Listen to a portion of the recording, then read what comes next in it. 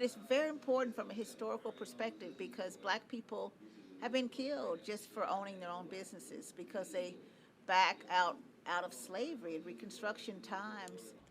The Pan-African connection stands as a testament of the demand for black entrepreneurship post-COVID. Texas is home of 360 black businesses per capita, and in 2020, unemployment amongst the black community created a push for people to create their own businesses. You gotta have ownership. You gotta own something, or else you don't.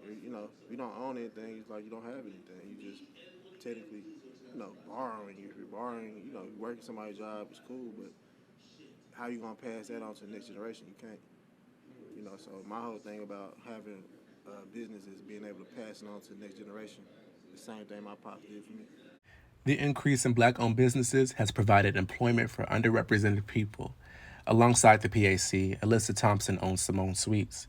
She emphasizes the importance of supporting local black businesses.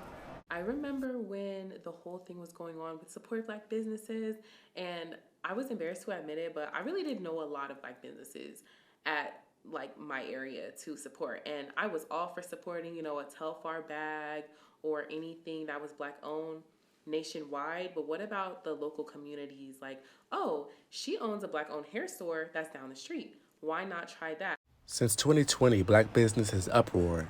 In 2022, Texas was number 3 for the best states for black-owned business. You have everything inside of you to reach that purpose, right?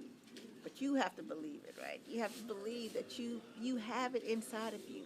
If you don't go and study who you are and you just kind of believe in what these folks tell you out in these streets, that's who you are, you will not make it.